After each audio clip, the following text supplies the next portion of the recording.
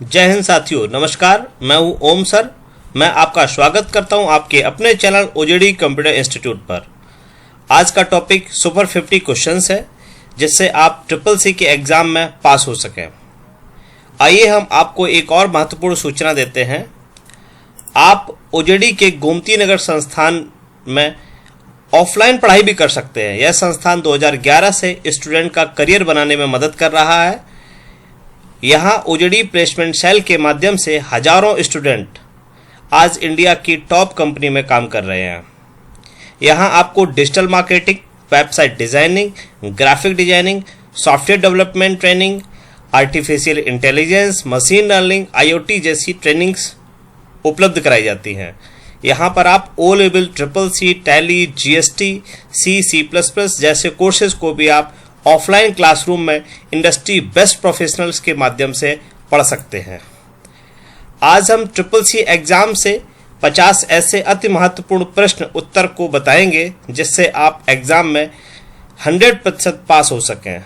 ये क्वेश्चंस आपके triple C syllabus से महत्वपूर्ण पाठ्यक्रम में internet, cyber security, digital financial services, Libra office, Linux, Unix से लिए गए हैं। तो आइए आज हम सुपर 50 क्वेश्चंस को अति महत्वपूर्ण जो है उनको हम आज बताएंगे और आशा करते हैं कि ये सारे क्वेश्चंस आपके एग्जाम में मदद करें। आपको कुछ पूछना है तो आप हमें मेल कर सकते हैं ojededucation@gmail.com पर। श्योर 50 स्टार्ट होने से पहले आप हमारे चैनल को लाइक, शेयर एंड सब्सक्राइब जरूर कर दें जिससे आप और आपकी तरह जो भी आपके साथी हैं वो उस वीडियो से लाभ उठा सकें। तो आइए आज हम इस कड़ी में आगे बढ़ते हैं और पहला जो हमारा टॉपिक है वो है इंटरनेट। इंटरनेट से जो रिलेटेड क्वेश्चंस महत्वपूर्ण हैं उन पे पहले हम प्रकाश डालेंगे। आइए तो आपकी स्क्रीन पे पहला क्वेश्चन, इंटरनेट की मदद से किसी विषय को पढ़ना या सीखना उदाहरण है। आपकी स्क्रीन पर 4 ऑप्शन है ABCD। ए है लर्निंग, बी है ई लर्निंग, सी है सोशल स्टडी, डी है नन ऑफ दीज। आंसर आप अपना कमेंट बॉक्स में भी लिख सकते हैं। वीडियो के लास्ट में आप जरूर बताएंगे कि आपके कितने क्वेश्चन सही हुए इस 50-50 सेशन में। तो हम इसका आंसर जानते हैं। आंसर इसका बी सही है, ई लर्निंग। ई लर्निंग आप सभी जैसे जानते हैं ये इलेक्ट्रॉनिक माध्यम होता है। E for electronic.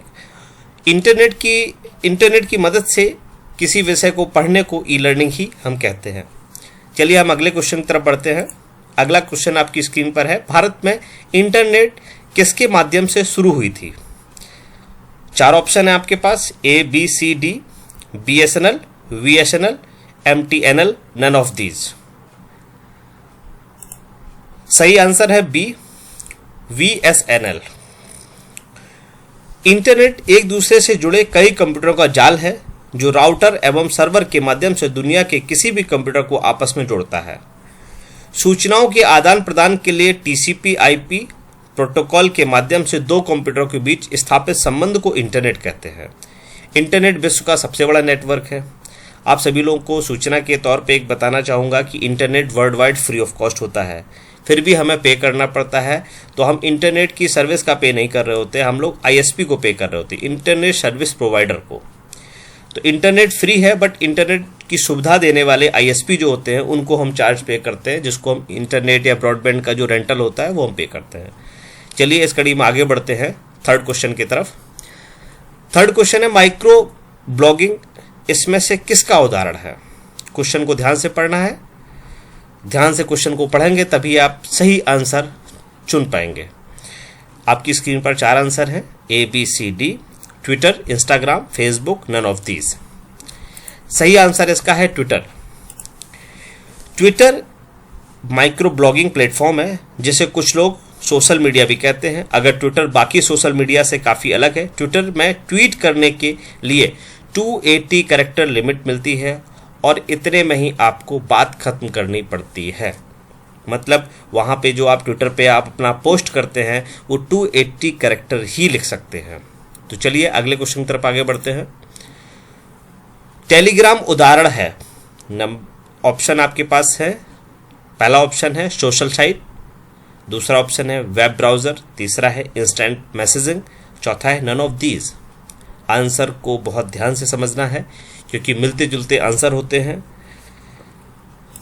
इसका सही आंसर है इंस्टेंट मैसेजिंग। टेलीग्राम आप सभी यूज़ करते होंगे, आप हमारे इंस्टीट्यूशन के भी टेलीग्राम से जुड़ सकते हैं और वहाँ से भी live classes free of cost join कर सकते हैं। तो चलिए, टेलीग्राम एक मैसेजिंग ऐप है जो क्लाउड पर आधारित मैसेजिंग और वॉइस और over IP that means internet protocol service देता है। इसे आप किसी भी ऐप स्टोर से डाउनलोड करके उसका उपयोग करके किसी को भी क्षण भर में अपना संदेश उन तक पहुंचा सकते हैं। चलिए अगले क्वेश्चन की तरफ आगे बढ़ते हैं। एक लैन को दूसरी लैन के साथ किसके द्वारा जोड़ा जाता है? आपकी स्क्रीन पर 4 ऑप्शन है। ए मॉडम, बी हब, सी ब्रिज, डी राउटर। सही आंसर आपका डी है, राउटर। आप कमेंट बॉक्स में जैसे ही आपकी स्क्रीन पर क्वेश्चन आता है आप आंसर लिख सकते हैं। राउटर क्यों है? राउटर वह छोटे इलेक्ट्रॉनिक डिवाइस होते हैं जो वायर के माध्यम से या वायरलेस के माध्यम से एक से दो कंप्यूटर को कनेक्ट करते हैं, दो नेटवर्क को कनेक्ट करते हैं। नेटवर्क के माध्यम से ही कंप्यूटर को जोड़ा जा सकता है। आपकी स्क्रीन पर जो इमेज दी हुई है उसमें भी समझाया गया है कि एक मॉडेम से जो वायर निकला है लैन, वो राउटर की मदद से दूसरे राउटर या दूसरे लैन तक कैसे जाएगा। चलिए अगले क्वेश्चन की तरफ बढ़ते हैं हम। क्वेश्चन नंबर 6, RDS का पूर्ण रूप क्या है? आपकी स्क्रीन पर 4 ऑप्शन है। सही ऑप्शन हम चुनते हैं। सही ऑप्शन है a remote desktop services. Microsoft company का है रिमोट डेस्कटॉप सर्विसेज। इसका वर्क होता है जिसे विंडोज सर्वर 2008 में पाया जाता है। इसके पहले टर्मिनल सेवाओं के रूप में जाना जाता है जो उपयोगकर्ताओं को नेटवर्क कनेक्शन का दूरस्थ कंप्यूटर या वर्चुअल मशीन का नियंत्रण लेने की अनुमति देता है। इसे ही रिमोट डेस्कटॉप सर्विसेज कहते हैं। अगले क्वेश्चन की तरफ बढ़ते हैं। बहुत महत्वपूर्ण क्वेश्चन हैं ये, जो एग्जाम में 100% पूछे जा सकते हैं। अगला क्वेश्चन है, भीम ऐप महात्मा गांधी के नाम पर रखा गया है। आप लोग यूज करते होंगे भीम ऐप। यह कथन सत्य है या असत्य है, ये आपको चुनना है। यह कथन असत्य है, मतलब फॉल्स। बी ऑप्शन आपका सही है कि यह कथन बिल्कुल भी सत्य नहीं। भीम ऐप महात्मा गांधी के नाम पर नहीं रखा गया है। ऐसा क्या है भीम ऐप में? भी भारत इंटरफेस फॉर मनी इसका फुल फॉर्म होता है, आपको ये भी याद रखना होगा। वित्तीय लेन देन हेतु भारत सरकार के उपक्रम भारतीय राष्ट्रीय भुगतान निगम द्वारा आरंभ किया गया एक मोबाइल ऐप है। इस ऐप का यूज हम पेमेंट के लिए इस्तेमाल करते हैं। चलिए अगले क्वेश्चन की तरफ बढ़ते हैं आगे। 8th, FTP फाइलों को स्थानांतरित करने के लिए यूजर्स को मदद करता है। ये स्टेटमेंट आपको बताना है सही है या गलत है। FTP का मैं फुल फॉर्म भी बता देता हूँ, फाइल ट्रांसफर प्रोटोकॉल। इसमें कहा गया है कि फाइलों को स्थानांतरित करने के लिए यूजर्स को मदद करता है। बिल्कुल सही आंसर है। इसीलिए ये स्टेटमेंट ट्रू है। इसका आंसर ए सही है, ट्रू जिसे कहेंगे हम। आप ट्रू और फॉल्स में कंफ्यूज नहीं होना है। क्वेश्चन को ध्यान से पढ़ना है, उसमें नहीं तो नहीं लगा है, ये ध्यान रखना होगा आपको। उसके बाद ही आप इसके ऑप्शन को टिक कर सकते हैं। तो इसकी व्याख्या में देखिए, आप FTP का फुल फॉर्म बताया है जो मैंने इससे पहले बताया था, फाइल ट्रांसफर प्रोटोकॉल। इसका उपयोग एक कंप्यूटर से दूसरे कंप्यूटर के बीच फाइल ट्रांसफर करने के लिए किया जाता है। FTP एक प्रकार का प्रोटोकॉल है। प्रोटोकॉल का मतलब होता है नियम, रूल्स। नीचे लिखा हुआ है, दो सिस्टम के बीच में फाइलों के आदान प्रदान के लिए सेट ऑफ रूल्स यानी कि कुछ नियमों को निर्धारित किया जाता है। FTP बना हुआ यहाँ पे क्लाइंट है, FTP क्लाइंट FTP सर्वर की हेल्प से फाइलों को ट्रांसफर करते हैं। तो चलिए अगले क्वेश्चन की तरफ आगे बढ़ते हैं। अगला क्वेश्चन स्क्रीन पर है, मैक एड्रेस का अर्थ है मीडिया एक्सेस कंट्रोल। ये पहला ऑप्शन है। दूसरा ऑप्शन है मोबाइल एक्सेस कंट्रोल। तीसरा ऑप्शन है बोथ ए एंड बी। दोनों सही है क्या? डी नन ऑफ दीज, इसमें से कोई नहीं। तो चलिए हम आगे बढ़ते हैं और पता करते हैं कौन सा सही आंसर है। इसमें ए आंसर इसका सही है, media access control. MAC address जो डिनोट करता है वो मीडिया एक्सेस कंट्रोल को डिनोट करता है, आपको याद रखना है। कई बार मैक से कंफ्यूज लोग हो जाते, मैकेंटोश को समझ लेते हैं, तो मैकेंटोश अलग है, वो एक ऑपरेटिंग सिस्टम होता है। यहाँ पे मीडिया एक्सेस कंट्रोल एक अलग है। इसकी डिटेल में जाएंगे तो हर एक डिवाइस पे जो भी मैक एड्रेस की डिवाइस होती है उस पर यहाँ पे लिखा होता है मैक आईडी, देख रहे होंगे, मैं आपको पॉइंट भी कर रहा हूँ। मैक को फिजिकल एड्रेस, हार्डवेयर एड्रेस के नाम से भी जाना जाता है। यह सभी इलेक्ट्रॉनिक एंड नेटवर्क डिवाइसेस के लिए एक यूनिक एंड परमानेंट एड्रेस होता है। मैक एड्रेस एक ऐसा नंबर है जिसके द्वारा आपके कंप्यूटर में लगे नेटवर्क एडाप्टर को पहचाना जा सकता है।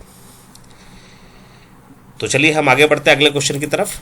अगला क्वेश्चन आपकी स्क्रीन पर है, learn with sanjesh_info@gmail.com email access में यूजर नेम क्या है। आपको बताना है कि इसमें यूजर नेम क्या है। अब यूजर नेम क्या होता है, बहुत कंफ्यूजन है। तो इसमें 4 ऑप्शन दिए हुए हैं आपके पास स्क्रीन पर, A B C D। ए में है लर्न विथ संजीत, बी में है लर्न विथ संजीत_info, इसमें _info जोड़ दिया गया है। ये वही नाम है जो @ से पहले पूरा है वो दिया हुआ है। सी में है कि A और B दोनों क्या सही हैं। डी में लिखा हुआ है gmail.com। आप सभी को ध्यान से इसका रिप्लाई करना है। तो चलिए हम सही आंसर पहले बताते हैं। ऑप्शन इसका B is the right answer. आगे बढ़ते हैं, ऐसा क्यों है। आप सभी को जैसे पता होगा जीमेल गूगल कंपनी का है।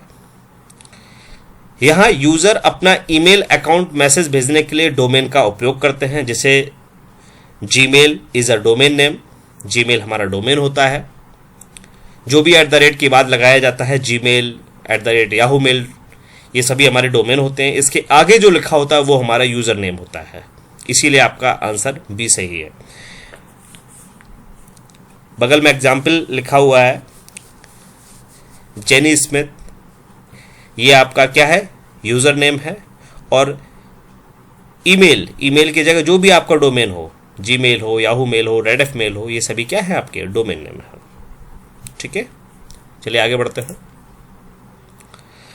ये हमारा पहला पड़ाव पार हो चुका है। अगले पड़ाव की तरफ है हम, cyber security and future skill. बहुत इंपॉर्टेंट टॉपिक ये भी है CCC में एग्जाम में ध्यान रखते हुए। हाँ, आप सभी को याद दिला दें कि आपने अगर अभी तक हमारा चैनल लाइक, सब्सक्राइब और शेयर नहीं किया है तो इसको आप कर दें, जिससे बाकी छात्रों को भी लाभ मिल सके इस वीडियो का।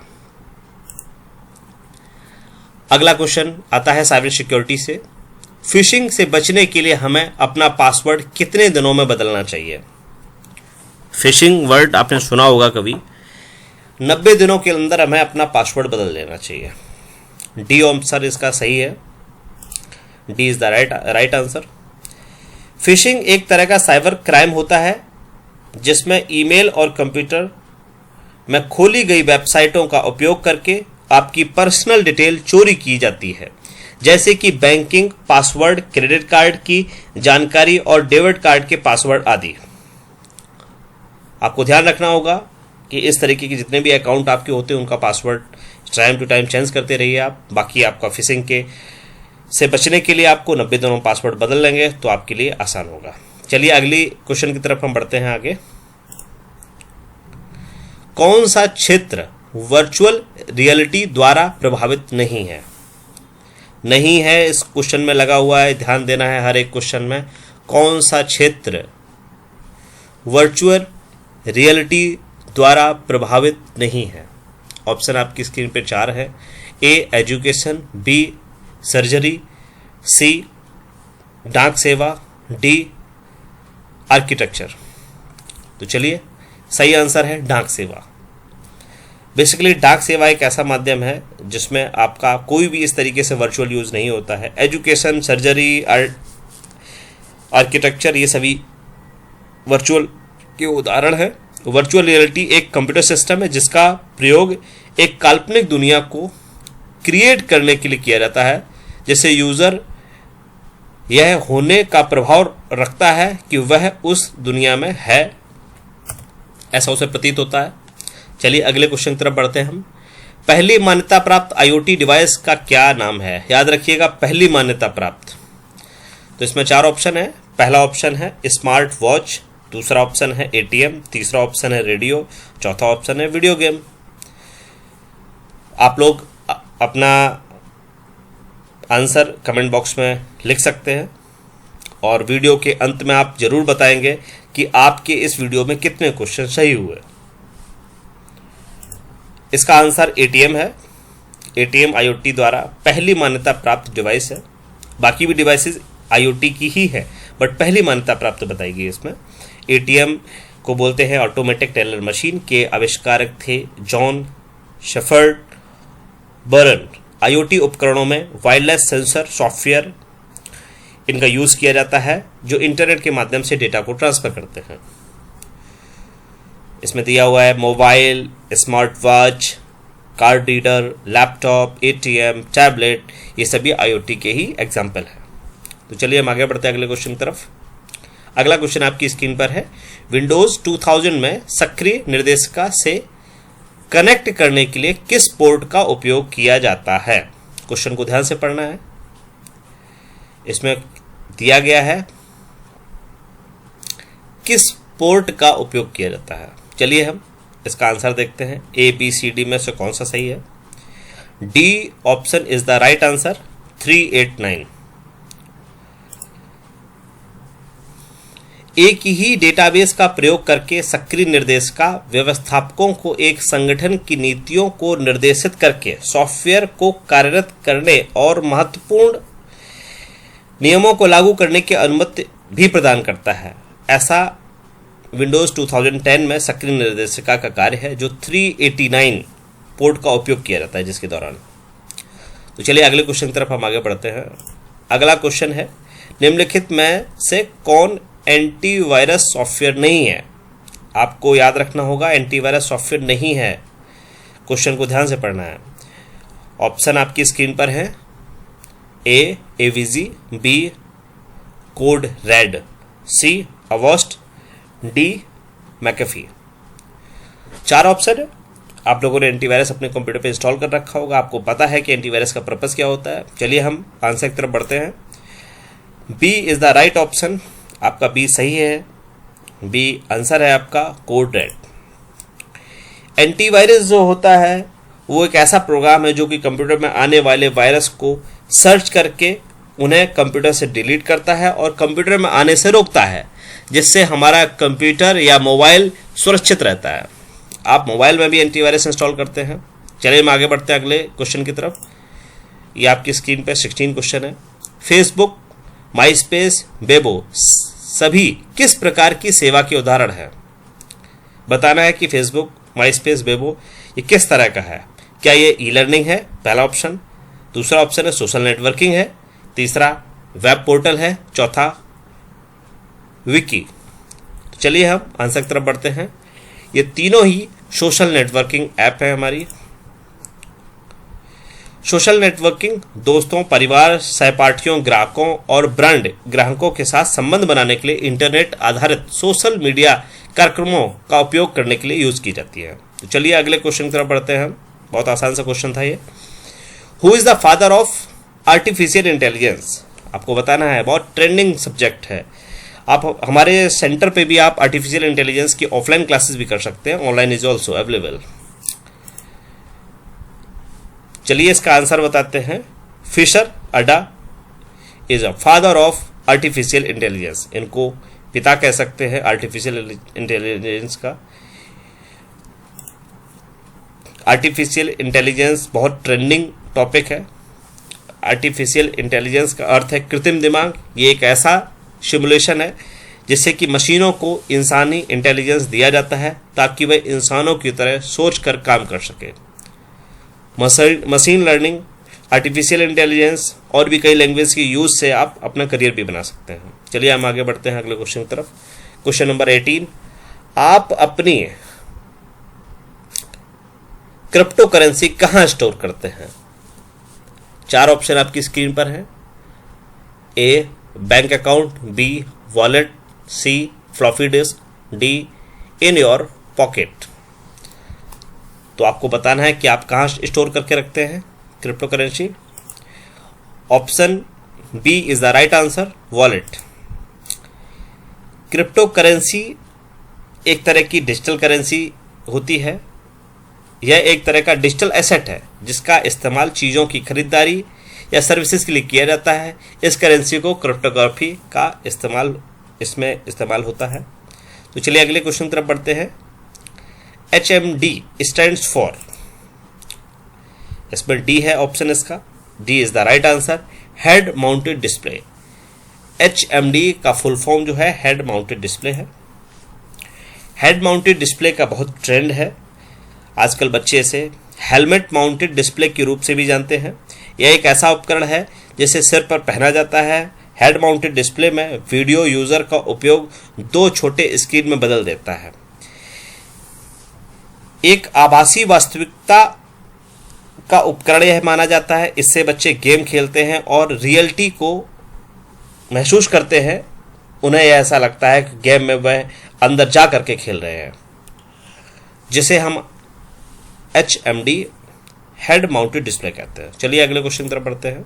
अगला क्वेश्चन आपकी स्क्रीन पर है। USSD सेवा का लाभ लेने के लिए आप क्या डायल करते हैं? आपको डायल करना होता है अपने मोबाइल फोन से। आप बी ऑप्शन इसमें है *99# आप डायल करते हैं, जिससे आप USSD सेवा का लाभ उठाते हैं। USSD क्या है, आइए स्क्रीन पर देखते हैं। अनस्ट्रक्चर्ड सप्लीमेंट्री सर्विसेज डेटा होता है। इसका उपयोग स्मार्टफोन के IMEI नंबर और बाकी सेटिंग के लिए इसका उपयोग किया जाता है। तो चलिए हम आगे बढ़ते हैं अगले क्वेश्चन की तरफ। अगला क्वेश्चन डिजिटल फाइनेंशियल सर्विसेज से होगा। तो अगला पड़ाव हमारा आ गया है डिजिटल फाइनेंशियल सर्विसेज का। अब इससे रिलेटेड क्वेश्चंस को हम करेंगे जो कि बहुत महत्वपूर्ण है। और हाँ, आप सभी में जिन लोगों ने अभी तक हमारे चैनल को लाइक, सब्सक्राइब, शेयर नहीं किया है तो वो इसको कर सकते हैं। बेल आइकन से वो इन फ्यूचर की वीडियोस से टच में रहेंगे हमारे, और उन वीडियोस के लिंक उनको आते रहेंगे। तो बेल आइकन को प्रेस कर दें। तो चलिए हम अगले क्वेश्चन की तरफ बढ़ते हैं। ये पहला क्वेश्चन है डिजिटल फाइनेंशियल सर्विसेज से। RTGS से भुगतान करने की न्यूनतम सीमा है। बताया गया कि RTGS की लिमिट क्या है। क्वेश्चंस को समझना है, बहुत ध्यान से क्वेश्चन को समझना। सब एक जैसे आंसर लगते हैं। तो चलिए, ए है 2 लाख, बी है ऑप्शन 1 लाख, सी है 5 लाख, डी है 10 लाख। तो आपको जिन लोगों ने RTGS का यूज़ किया होगा उनको पता होगा कि इसमें से कौन सा सही ऑप्शन है। जिन्होंने नहीं किया उनको याद रखना होगा। A is the right answer, 2 lakh. कह सकते हैं कि RTGS की लिमिट 2 लाख होगी, तभी RTGS किया जा सकता है। उसके पहले आपको NEFT करना होगा, INPS करना होगा। तो चलिए, RTGS real time gross settlement इसका फुल फॉर्म होता है, और RTGS पैसे ट्रांसफर करने की सबसे तेज सेवा माना जाता है इसे। अब हम अगले क्वेश्चन की तरफ पढ़ते हैं। UPI का यूज एक दिन में कितने घंटे कर सकते हैं? ऑप्शन आपकी स्क्रीन पर है। 12 घंटे, 23 घंटे, 24 घंटे, 11 घंटे। आप उपयोग UPI का 24 घंटे कर सकते हैं। मोबाइल प्लेटफॉर्म से किसी दूसरे बैंक अकाउंट में पैसे ट्रांसफर करने के लिए यूनिफाइड पेमेंट इंटरफेस जिसे कहते हैं UPI का इस्तेमाल किया जाता है। जैसे आप गूगल पे यूज़ करते हैं, पेटीएम यूज़ करते हैं, फ़ोन पे यूज़ करते हैं, इस तरह की जितनी भी सर्विसेज यूज़ करते हैं उन सभी में UPI के माध्यम से आप इंस्टेंट फंड ट्रांसफ़र कर सकते हैं। चलिए अब आगे बढ़ते हैं अगले क्वेश्चन की तरफ। IFSC कोड कितने कैरेक्टर का होता है? ऑप्शन आपकी स्क्रीन पर है। A 15, B 7, C 11, D 12। तो चलिए मालूम करते हैं। 11 डिजिट का होता है IFSC code. IFSC code bank द्वारा दिया जाता है। Indian finance system code IFSC का फुल फॉर्म होता है। भारतीय वित्तीय प्रणाली संहिता इसका हिंदी में नाम है, जो कि हर एक बैंक ब्रांच का यूनिक कोड होता है। ये 11 कैरेक्टर का होता है, जो कि RBI मतलब रिजर्व बैंक ऑफ इंडिया द्वारा किसी भी बैंक की प्रत्येक शाखा को दिया जाता है। जैसे यहाँ पे स्टेट बैंक ऑफ इंडिया का दिया हुआ है ये। तो चलिए अगले क्वेश्चन की तरफ आगे बढ़ते हैं। रुपे डेबिट कार्ड क्या है? आपकी स्क्रीन पर 4 ऑप्शन है। A domestic debit card, B issues by Indian NPC, C accepted by all ATM POS machines, D all of the above. RuPay debit card पूछा गया है, इसका ऑप्शन जो डी है वो is the right answer, all of the above. आप RuPay debit card से domestic debit card भी कह सकते हो उसको, इशूज बाय इंडियन एनपीसी ने इसको इशू किया है और ये हर एक एटीएम और पॉस मशीन पे इसे इस्तेमाल कर सकते हैं। आपने देखा होगा अपने एटीएम कार्ड पे रुपए लिखा होता है, उसमें ये 2 कार्ड की श्रेणी में जारी किए जाते हैं। इसमें से एक कार्ड की लोडिंग लिमिट 10,000 रुपये और दूसरे की 50,000 रुपये। ये हर कार्ड पर हर महीने 5 ट्रांजैक्शन मुफ्त होंगे जिस पर कोई चार्ज नहीं होगा। इस तरह के नियम और गाइडलाइन हम आरबीआई इशू करता है, यह समय समय पर बदलाव भी इसमें होता रहता है। तो आप लोग हमेशा अपडेटेड रहिए, पता करके रखिए कि अब क्या ट्रांजैक्शन लिमिट चल रही है। चलिए अगले क्वेश्चन की तरफ आगे बढ़ते हैं। अगला क्वेश्चन आपकी स्क्रीन पर है, आधार सीडिंग क्या है? क्वेश्चन को ध्यान से सुनना है, पढ़ना है ध्यान से और उसके ऑप्शंस को ध्यान से समझना है। Attach Aadhaar with bank account, attach Aadhaar with post office, attach Aadhaar with gas connection, D none of these. ये 4 ऑप्शन आपकी स्क्रीन पर है। इसमें से राइट आंसर है आधार अटैच विद बैंक अकाउंट। तो आधार सीडिंग का एग्जाम्पल है। आधार कार्ड आप सभी जानते हैं, यह 12 अंकों का होता है। इसमें 12 अंक होते हैं। व्यक्तिगत पहचान दस्तावेजों का लाभ उठाने के लिए या फिर पहचान बनाने के लिए इसका उपयोग किया जाता है। भारतीय state bank, internet banking, portals, ATM सभी जगह पे इसको लिंक किया गया है, आपके बैंक अकाउंट में, आपके गैस कनेक्शन में। लेकिन सबसे महत्वपूर्ण इसका है सीडिंग आधार अटैच बैंक अकाउंट के साथ हमेशा होता है, जिससे आपको बाकी सरकार की योजनाएं या किसी भी तरह के ट्रांजैक्शन का लाभ आपको तभी मिल सकता है जब तक आधार कार्ड आपके बैंक अकाउंट से लिंक नहीं है। तो चलिए अगले क्वेश्चन की तरफ आगे बढ़ते हैं। आपको कोई भी कन्फ्यूजन होता है तो आप हमें कमेंट बॉक्स में लिख सकते हैं। कमेंट बॉक्स में लिखे हुए प्रत्येक क्वेश्चन का जवाब हम देंगे आपको। आप किसी भी टॉपिक को डिटेल में जानना चाहते हैं या फिर आपके मन में कुछ और जिज्ञासा है किसी और क्वेश्चन के प्रति, तो आप उसको लिखेंगे तो हम जरूर उस पर काम करेंगे और उसके लिए आपका नया वीडियो लेके आएंगे। तो चलिए अगले क्वेश्चन की तरफ आगे बढ़ते हैं। स्क्रीन पर आपके है, ओटीपी क्यों सुरक्षित है? ओटीपी आप जानते होंगे, फोन में ओटीपी आता है, कोई भी ट्रांजैक्शन करते हो तो ओटीपी आता है। इजी टू जनरेट पहला ऑप्शन है, B not shareable, D different for every access, D a typical encrypted password. इनमें से 4 में से बताना है कि ओटीपी क्यों सुरक्षित है। तो C is the right answer, different for every access. जितनी बार आप ओटीपी भेजेंगे उतनी बार नए तरीके से आता है, इसीलिए यह सुरक्षित है। ओटीपी वैसे 4 डिजिट का होता है, कई बैंकों में कई जगह पे 6 डिजिट का भी होता है, कई जगह 8 डिजिट का भी होता है। तो कॉमनली यह 4 डिजिट का होता है ओटीपी। इसे ओटीपी वन टाइम पिन भी कहा जाता है ओटीपी को। तो चलिए अगले क्वेश्चन की तरफ आगे बढ़ते हैं। क्यूआर का फुल फॉर्म क्या है? क्यूआर क्या होता है? इसके 4 ऑप्शन दिए हैं। A quick register code, B quick response code, C quick reply code, D none of these. QR आपने सुना होगा, आपने देखा भी होगा।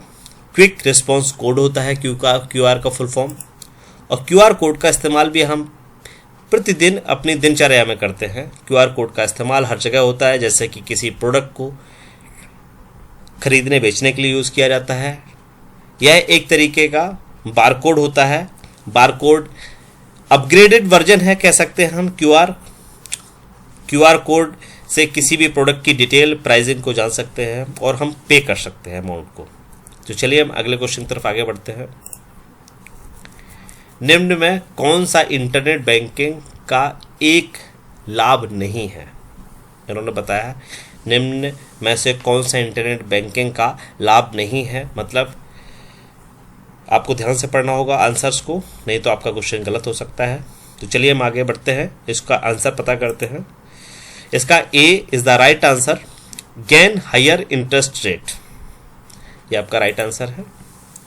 इंटरनेट बैंकिंग आपको पता है, इंटरनेट बैंकिंग की हेल्प से ही हम किसी को पैसे भेज सकते हैं, इंटरनेट बैंक की हेल्प से हम चेक स्टॉप कर सकते हैं, इंटरनेट बैंकिंग से हम स्टेटमेंट निकाल सकते हैं, बैलेंस की इंक्वायरी कर सकते हैं, किसी को भी हम चेक अगर नहीं है हमारे पास तो चेक इशू कराने के लिए हम रिक्वेस्ट कर सकते हैं। तो चलिए आगे बढ़ते हैं। एनईएफटी सर्विस किस वर्ष से प्रारंभ हुई? ये ईयर है, आपको याद रखना होगा कि एनईएफटी कब स्टार्ट हुआ है। A is the right answer, 2005। NEFT आपको पता है नेशनल इलेक्ट्रॉनिक फंड ट्रांसफर होता है, इसे एनईएफटी कहते हैं। राष्ट्रीय इलेक्ट्रॉनिक निधि अंतरण भी इसे कहा जाता है। यह एक देशव्यापी इलेक्ट्रॉनिक फंड ट्रांसफर सिस्टम है जिससे पैसे को एक बैंक अकाउंट से दूसरे बैंक अकाउंट में आसानी से और सुरक्षित रूप से भेजा या प्राप्त किया जा सकता है। चलिए अगले क्वेश्चन तरफ बढ़ते हैं। अगला क्वेश्चन है प्रधानमंत्री सुरक्षा बीमा योजना का शुभारंभ कब हुआ था? D is the right answer. आप बहुत कंफ्यूज हो रहे होंगे चारों ऑप्शन देख करके, तो आपको ध्यान से पढ़ना होगा, ईयर को ध्यान से देखना होगा, डेट को ध्यान से देखना होगा, मंथ को ध्यान से देखना होगा। तो D is the right answer, 9 मई 2015। आपको याद रखना होगा 9 मई 2015 को प्रधानमंत्री सुरक्षा बीमा योजना का शुभारंभ हुआ था। ये क्वेश्चन बहुत इंपॉर्टेंट है, आपके डिजिटल फाइनेंशियल सर्विसेज से है, CCC के एग्जाम में आ सकता है। आपको पता होगा, नहीं है तो आप इसको ध्यान में रखेंगे। सिर्फ 12 रुपये एक मुफ्त वार्षिक प्रीमियम दे करके आप प्रधानमंत्री सुरक्षा बीमा योजना में आप भाग ले सकते हैं। समस्त बैंक धारकों के लिए जिसकी आयु 18 से 70 वर्ष है वह लाभ ले सकता है। इसमें 2 तरह के लाभ हैं, एक 2 लाख रुपए का लाभ, एक 1 लाख रुपए का लाभ है। स्थायी आंशिक अक्षमता के लिए 1 लाख रुपए है और स्थायी विकलांगता के लिए 2 लाख रुपए है। किसी भी तरह के आकस्मिक निधन होता है तो उसके लिए बीमा योजना प्रधानमंत्री की तरफ से चलाई गई है। चलिए अगले क्वेश्चन की तरफ बढ़ते हैं। अगला पड़ाव हमारा आ चुका है लाइनेक्स यूनिक्स, ये 4th हमारा पड़ाव है। जिन लोगों ने चैनल को सब्सक्राइब, लाइक और शेयर नहीं किया वो कर सकते हैं। अगले क्वेश्चन की तरफ बढ़ते हैं। क्वेश्चन नंबर 31, टर्मिनल आईओ विशेषता सेट करने के लिए किस कमांड का उपयोग किया जाता है? ये लाइनेक्स है। लाइनेक्स यूनिक्स थोड़ा सा आपको अजीब सा लगेगा क्योंकि इससे हम फैमिलियर नहीं होते हैं, क्योंकि इसका इस्तेमाल बहुत कम करते हैं। हम माइक्रोसॉफ्ट की विंडोज़ से फैमिलियर होते हैं, इसीलिए लाइनेक्स यूनिक्स के क्वेश्चन भी आपके CCC एग्जाम में गलत हो जाते हैं। तो आपको याद करने होंगे, समझने होंगे और ध्यान रखना होगा इन लाइनेक्स के क्वेश्चंस को। 10 से 15 क्वेश्चन आप तैयार कर लेंगे तो श्योर है कि CCC एग्जाम में आप लाइनेक्स के सभी क्वेश्चंस को आप कर पाएंगे और वो क्वेश्चंस वहीं से पूछे जाते हैं। बहुत ज़्यादा सिलेबस नहीं है लाइनेक्स यूनिक्स का। तो चलिए इस क्वेश्चन पर फोकस करते हैं। टर्मिनल आईओ विशेषता सेट करने के लिए किस कमांड का उपयोग किया जाता है? इसमें 4 ऑप्शन दिए। B is the right answer, STTBY। STTBY जो है आपका वो लिनक्स कर्नेल में प्रदान किए गए सिस्टम कंट्रोल में से एक है। Linux console terminal Linux system के लिए इनपुट आउटपुट ऑपरेशन के लिए मीडियम के रूप में कार्य करता है। ध्यान रखना होगा इस तरह के क्वेश्चंस का, आपको याद रखना होगा ऑप्शन आपको कि हाँ क्या इसका सही आंसर है। अगले क्वेश्चन की तरफ बढ़ते हैं। किसी फाइल में यूजर लॉगिंग सेशन रिकॉर्ड करने के लिए किस कमांड का उपयोग किया जाता है? 4 ऑप्शन आपकी स्क्रीन पर है। A macro, B script, C red, D none of these. B is the right answer. Script command से आप क्या कर सकते हैं? किसी फाइल में यूजर लॉगिन सेटिंग को रिकॉर्ड कर सकते हैं। लाइनेक्स में मैंने अभी बताया, बहुत ध्यान रखना होगा आपको। अगले क्वेश्चन की तरफ बढ़ते हैं। द DMESG कमांड यूज किस लिए करते हैं? कई क्वेश्चंस ऐसे हैं जिनको आपको बहुत ध्यान से पढ़ना होगा, बहुत ध्यान से आंसर देना होगा। इसके 4 ऑप्शन हैं, इसका सही ऑप्शन हम पता करते हैं। A is the right answer, kernel log messaging. Kernel log messaging इसका कर्नल लॉग मैसेजिंग के लिए हम DMESG कमांड को यूज करते हैं। तो चलिए अगले क्वेश्चन की तरफ बढ़ते हैं। रेड हैट द्वारा कौन से हार्डवेयर आर्किटेक्चर संबंधित नहीं है? रेड हैट द्वारा कौन से हार्डवेयर आर्किटेक्चर संबंधित नहीं है? चार ऑप्शन है। A SPARC, B IBM compatible, C Macintosh, D alpha. Macintosh is the right answer, जिसे 1994 में जारी किया गया था। पहले रेड हैट लिनक्स के रिलीज को रेड हैट कॉमर्शियल लिनक्स भी कहा जाता था, जिसे सामान्य व्यावसायिक उपयोग के लिए डिजाइन किया गया था। तो चलिए अगले क्वेश्चन की तरफ आगे बढ़ते हैं। डायरेक्टरी को हटाने के लिए किस कमांड का उपयोग किया जाता है? ABCD, चार ऑप्शन है। A RDIR, B remove, C RD, D RMDIR। चार ऑप्शन एक जैसे लग रहे हैं, तीन ऑप्शन बिल्कुल ही एक जैसे लग रहे हैं कि हाँ ये भी हो सकता है, ये भी हो सकता है, ये भी हो सकता है। तो आपको ध्यान से आंसर को देना होगा। डायरेक्टरी को हटाने के लिए किस कमांड का उपयोग किया जाता है? D is the right answer, RMDIR। RMDIR जो है वो कमांड का उपयोग लिनक्स ऑपरेटिंग सिस्टम में किसी भी डायरेक्टरी को डिलीट करने के लिए किया जाता है। बात हमेशा याद रखना है, यहाँ बात किसकी हो रही है? लिनक्स की हो रही है। अगले क्वेश्चन की तरफ बढ़ते हैं। पहला ऑपरेटिंग सिस्टम कब विकसित हुआ था? इसका आंसर है 1950। 1950 के दशक में यह पहला कंप्यूटर सिस्टम है जिसका नाम GMOS है। आप इसकी स्क्रीन पर देख सकते हैं, इमेज के माध्यम से दिया हुआ है। आपको याद रखना हो, पहला ऑपरेटिंग सिस्टम बताया गया है 1950। तो चलिए अगले क्वेश्चन की तरफ बढ़ते हैं। MS विंडोज ऑपरेटिंग सिस्टम कब प्रस्तावित हुआ था? यहाँ पर ऑप्शन चार हैं। 1994, B 1950, C 1985, D 1992। इसमें थोड़ा मिस्टेक है, यहाँ पे 1985 करना होगा और डी ऑप्शन रहेगा 1992। तो चलिए हम इसका आंसर देखते हैं। सी है 1985, इसको करेक्ट करना होगा। यहाँ पे 1985 is the right answer. MS Windows operating system कब प्रस्तावित हुआ था? यहाँ पे दिया हुआ है 1985 में पहला विंडोज प्रस्तावित हुआ। विंडोज एक graphical user interface operating system है। बिल गेट्स ने 10 नवंबर 1983 को माइक्रोसॉफ्ट विंडोज की घोषणा की। माइक्रोसॉफ्ट विंडोज 1.0 को 10 नवंबर 1985 में पेश किया गया था। विंडोज ऑपरेटिंग सिस्टम OS के रूप में जाना जाने वाला प्रोग्राम का एक समूह है जो एक पर्सनल कंप्यूटर को नियंत्रित करता है। यहाँ पर सी ऑप्शन है 1985। चलिए हम आगे बढ़ते हैं। 38 क्वेश्चन, निम्नलिखित में से नोटपैड का एक्सटेंशन क्या है? आप सभी को ध्यान से पढ़ना होगा, चारों ऑप्शन एक जैसे लगेंगे आपको। पहला है .text, दूसरा ऑप्शन है आपका .xls, तीसरा है .doc, चौथा है .jpg। ये चार ऑप्शन आपकी स्क्रीन पर है। तो पहला आपका .txt है। अगर जिन लोगों ने MS ऑफिस को पढ़ा होगा उनको पता होगा .doc MS वर्ड का एक्सटेंशन होता है। .xls एक्सेल का होता है। .png इमेज फाइल होती है। इस हिसाब से A is the right answer. तो चलिए हम आगे बढ़ते हैं। A is the right answer .txt। Extension या फाइल नेम एक्सटेंशन वह शब्द होता है जो किसी भी फाइल के नाम के अंत में आता है। इसे फाइल फॉर्मेट भी कहा जाता है। उदाहरण के तौर पर प्रार्थना पत्र .text हमारी एक फाइल है जिसका .txt is a extension name है।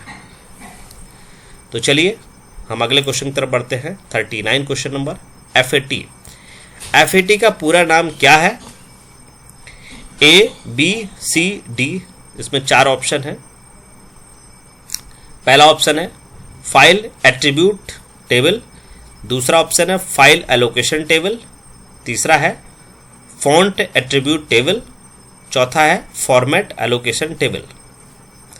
फैट का पूरा नाम पूछा गया है। B is the right answer, file allocation table. FAT को सन 1977 में डिजाइन किया गया था फ्लॉपी डिस्क के लिए, लेकिन बाद में से हार्ड डिस्क के लिए अडॉप्ट कर लिया गया। चलिए, अभी इसके बाद फैट के बाद NTFS आया है, न्यू फाइल सिस्टम आया है, new technology file system NTFS। तो चलिए अगले क्वेश्चन की तरफ बढ़ते हैं। कर्सर को बाईं ओर ले जाने के लिए VI एडिटर में किस कमांड का उपयोग किया जाता है? A is the right answer. H का यूज किया जाता है। आपको याद रखना होगा, लिनक्स यूनिक्स में आपको ध्यान रखना होगा हर एक क्वेश्चन के लिए। चलिए अगले क्वेश्चन की तरफ आगे बढ़ते हैं। अगला क्वेश्चन हमारा लिब्रे ऑफिस से होगा। ये हमारा 5th पड़ाव है। जिन भी साथियों ने अभी तक चैनल सब्सक्राइब नहीं किया है, लाइक नहीं किया है, शेयर नहीं किया है या बेल आइकन नहीं दबाया है, तो कृपया आप इसे अवश्य करें, जिससे आप हमारे अगले वीडियो के माध्यम से हम आप लोगों की मदद कर सकें। तो चलिए हम आगे बढ़ते हैं अगले क्वेश्चन की तरफ। 41 क्वेश्चन लिब्रे ऑफिस से है। लिब्रे ऑफिस कैल्सी में फुल स्क्रीन मोड की शॉर्टकट की क्या होती है? Option A control plus shift plus F11, B control plus F2, C control plus shift plus J, D none of these. तो आपको बताना होगा, कमेंट बॉक्स में आप लिख सकते हैं आंसर को, और वीडियो के अंत में हम आपको बार बार याद दिला दे रहे हैं, वीडियो के अंत में आप बताएंगे हमें कि आपके इन 50-50 सेशन में कितने क्वेश्चंस आपके सही रहे। तो चलिए इसके आंसर की तरफ बढ़ते हैं। कैल्सी में फुल स्क्रीन मोड की शॉर्टकट की क्या है? C is the right answer, control plus shift plus J। जल्दबाजी एग्जाम में नहीं करनी होगी, क्योंकि कई बार आंसर सही होने के बावजूद भी हम गलत ऑप्शन पर टिक कर देते हैं, तो बहुत ध्यान से पेपर को देना है। C is the right answer. Libre Office और MS ऑफिस दोनों में कंफ्यूजन बहुत रहता है लोगों के बीच में। MS ऑफिस माइक्रोसॉफ्ट कंपनी का है, Libra office open source technology है। ओपन सोर्स के बेसिस से फ्री ऑफ कॉस्ट है मार्केट में। जिस तरीके से वर्ड, एक्सेल, पावर पॉइंट होता है, इसी तरीके से लिब्रा ऑफिस के अपने टूल है, जिसको कैल्सी, जिसमें कैल्सी की हम बात कर रहे हैं। चलिए हम आगे बढ़ते हैं अगले। लिब्रा ऑफिस कैल्सी में सेलेक्ट ऑल की शॉर्टकट की क्या है? Control plus A, control plus space. A और B दोनों ऑप्शन सही है, नन ऑफ दीज कोई भी ऑप्शन सही नहीं है। तो चलिए इसमें हम देखते हैं, हमारा C ऑप्शन सही है। क्यों? क्योंकि A और B दोनों ही राइट आंसर हैं। A और B दोनों राइट आंसर होने की वजह से हमारा C option is the right answer. A और B दोनों ही शॉर्टकट की से हम कैल्सी में हम सेलेक्ट ऑल कर सकते हैं। चलिए अगले क्वेश्चन की तरफ हम आगे बढ़ते हैं। इम्प्रेस में टेक्स्ट बॉक्स के लिए किस की का उपयोग किया जाता है? इम्प्रेस में टेक्स्ट बॉक्स के लिए किस की का इस्तेमाल किया जाता है? A, B, C, D 4 option है आपकी स्क्रीन पर। A F3, B control plus F2, C shift plus F2, D F2। तो चलिए हम इसमें आप ऑप्शन को देखिए, कमेंट बॉक्स में आंसर को लिखिए, हम इसमें बताते हैं। D is the right answer, F2।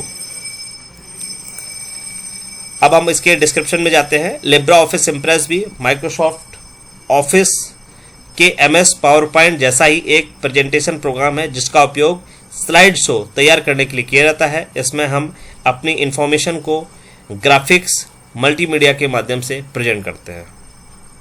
तो चलिए अगले क्वेश्चन की तरफ आगे बढ़ते हैं। जब हम लिब्रे ऑफिस राइटर खोलते हैं तो कौन सा डिफ़ॉल्ट फॉन्ट होता है? आपको याद रखना है डिफ़ॉल्ट फॉन्ट। डिफ़ॉल्ट फॉन्ट मतलब जो वह फॉन्ट जो पहले से उस सॉफ्टवेयर में मिले। तो याद रखना है, लिब्रा ऑफिस राइटर की बात कर रहे हैं हम, तो इसका A ऑप्शन सही है। Liberation serif is the right answer. ये आपको पहले से उस MS ऑफिस की बजाय लिब्रा ऑफिस याद रखना है। लिब्रा ऑफिस के राइटर में लिबरेशन सेरिफ नाम का फॉन्ट आपको पहले से मिलता है। लिब्रा ऑफिस राइटर बिल्कुल MS वर्ड की तरह होता है, इसका उपयोग भी उसी तरह से यूज किया जाता है। चलिए अगले क्वेश्चन की तरफ आगे बढ़ते हैं। Libra Office कैल्सी spreadsheet file extension क्या है? तो कैल्सी का फाइल एक्सटेंशन पूछा गया है, 4 ऑप्शन दिए गए हैं, कन्फ्यूजन बहुत ज़्यादा होता है, एक जैसे ऑप्शन लग रहे हैं। A is the right answer. .ods is a extension of Libre Office Calc. Extension मैंने आपको बताया था, एक्सटेंशन किसी भी फाइल की पहचान को बताता है। लिब्रा ऑफिस में जो कैल्सी है वो MS ऑफिस के एक्सेल की तरह होता है, जिसे हम स्प्रेडशीट MS एक्सेल में को कहते हैं। ये डेटा को कैलकुलेट और एनालाइज करने के लिए यूज़ किया जाता है। अगले क्वेश्चन को पढ़ते हैं। कैल्सी में अंतिम कॉलम लेबल क्या है? याद रखिएगा, अंतिम कॉलम बताना है कि अंतिम कॉलम कौन सा है। इसका आंसर है AMJ। AMJ is the last column of Calc. अंतिम कॉलम कैल्सी का AMJ है। ठीक है, आपको रोज भी पता करके रखने होंगे। मैक्सिमम नंबर ऑफ रोज पर वर्कशीट 10,48,576। चलिए हम आगे बढ़ते हैं। कौन सा file extension Libre office writer से संबंधित है। कौन सा file extension Libre office writer से संबंधित है? अभी मैंने पढ़ा था .odt, तो यही ऑप्शन होगा D. D is the right answer. बाकी 3 ऑप्शन किससे हैं आपके? MS ऑफिस से हैं और एक क्या है, नोटपैड का है .txt। चलिए D is the right answer. या नीचे दिया भी है लिब्रा ऑफिस राइटर में फाइल नेम .odt। जैसे रिज्यूमे .odt आपने बनाया है रिज्यूमे, तो .odt is a extension name. ठीक है, तो चलिए आगे बढ़ते हैं।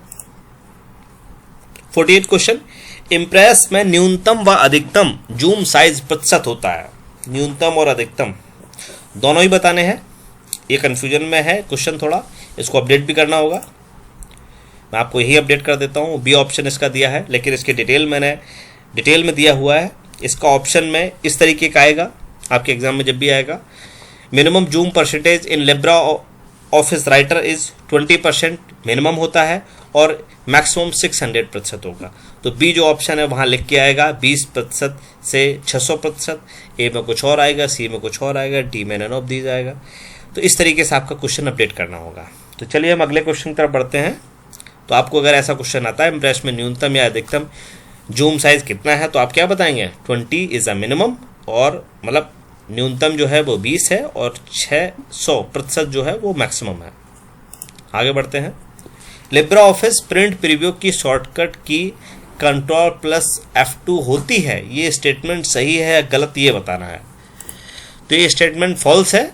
Ctrl+F2 प्रीव्यू की शॉर्टकट की नहीं होती है। तो चलिए हम अगले क्वेश्चन की तरफ बढ़ते हैं। प्रिंट प्रीव्यू वही प्रोग्राम होता है जो प्रिंट करने से पूर्व में देख सकते हैं। कट, कॉपी, पेस्ट जैसे कमांड किस मेन्यू में पाए जाते हैं? आपको बताना है। लिब्रे ऑफिस से क्वेश्चन है, हमेशा याद रखना है। इसका C option is the right answer, edit. ये आपका अंतिम क्वेश्चन था। आप डॉक्यूमेंट के अंदर सेलेक्ट किए गए टेक्स्ट या किसी भी चीज का माउस द्वारा राइट क्लिक करके कट या कॉपी कर सकते हैं।